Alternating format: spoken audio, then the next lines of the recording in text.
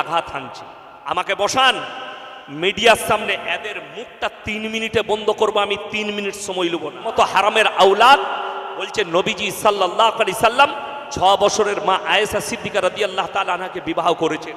আমি আপনাদেরকে দলিল দিয়ে যাচ্ছি, কোনো বাপের বেটা ডাক্তার, মাস্টার, উকিল, ব্যারিস্টার আর কোনো শিক্ষিত এমএসসি, বিএসসি, বিকম যদি থাকেন, স্টেজে উঠে এসে আমার প্রমাণটা কেটে যান, আমি প্রমাণ দিচ্ছি।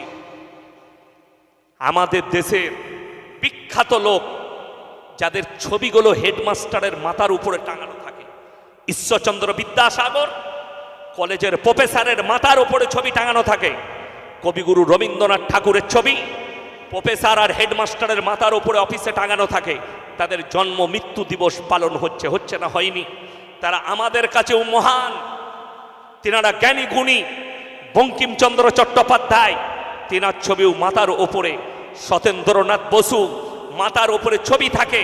আপনার জানা আছে নবীজি সাল্লাল্লাহু আলাইহি সাল্লাম 6 বছর বয়সে মা আয়েশা সিদ্দিকা রাদিয়াল্লাহু তাআলা আনহাকে বিবাহ করেছেন। 9 বছর বয়সে সংসার শুরু করেছেন।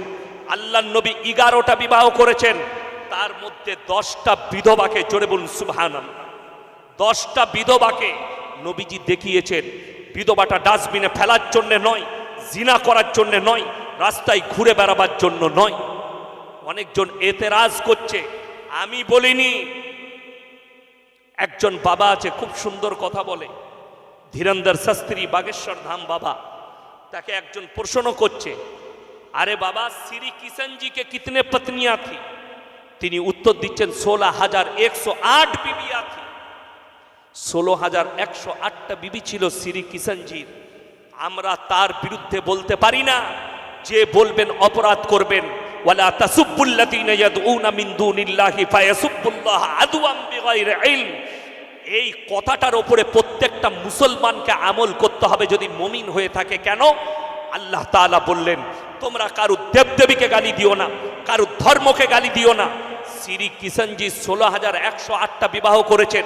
সেই সম্পর্ক, সেই ব্যাপারটা তিনি জানবেন, সেটার উপরে কারোর অভিযোগ করা যাবেন না। তিনারা মহান মানুষ ছিলেন।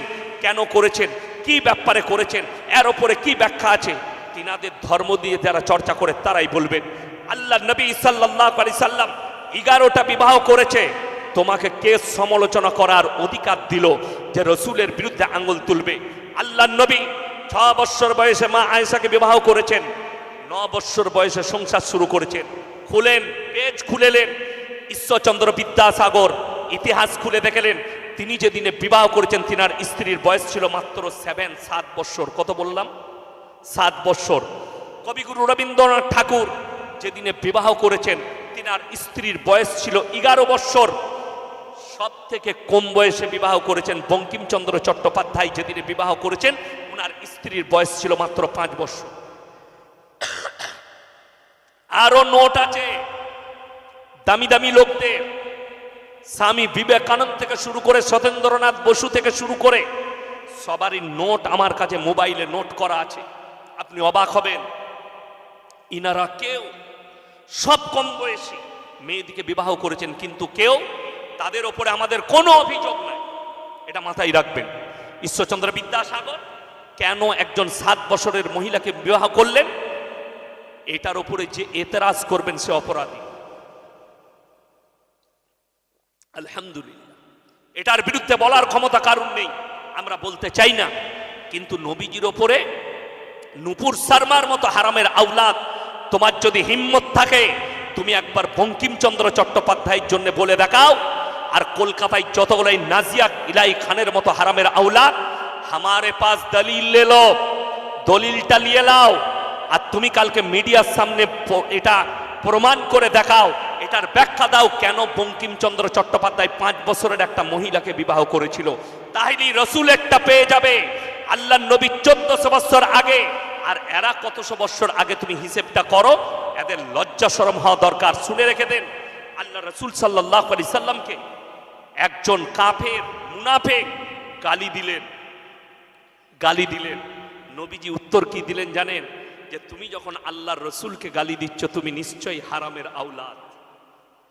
সঙ্গে সঙ্গে সে ছুটেছে কোথায়? বাড়িতে। সেই লোক, সে বেঈমান, বাড়ি ছুটেছে নিজের মায়ের কাছে।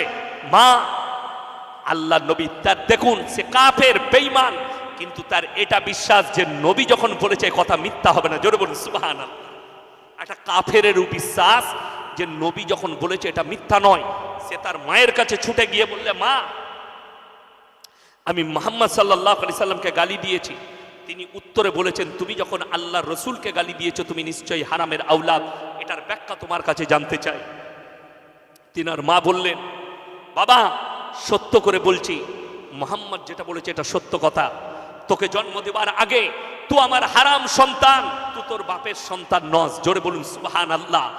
যতগুলো লোক গালি দিচ্ছে শুনে রেখে দেন, যারা চাইছে কোরআন মিট যায়গে, যারা চাইছে ইসলাম মিটে যাবে, যারা মনে করছেন কোরআনকে মিটিয়ে দেবো ইসলামকে মিটিয়ে দেবো, তোমরা তো অনেক দূরের কথা।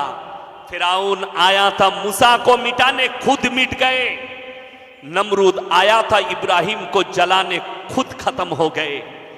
और तुम चाहते हो कि इस्लाम मिट जाएंगे, कुरान मिट जाएगी?